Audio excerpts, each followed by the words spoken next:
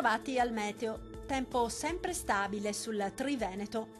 Nel dettaglio, sul Veneto cielo sereno, al massimo poco nuvoloso su tutti i settori. Non sono previste precipitazioni degne di nota. Temperature minime comprese tra -1 e 0 gradi, massime tra i 9 e gli 11 gradi.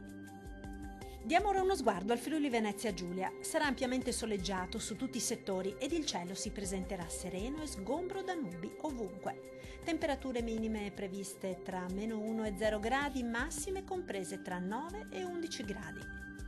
Vediamo infine la situazione del Trentino Alto Adige. Il cielo si presenterà sereno e limpido su tutti i settori. Locali foschie saranno possibili sul settore settentrionale.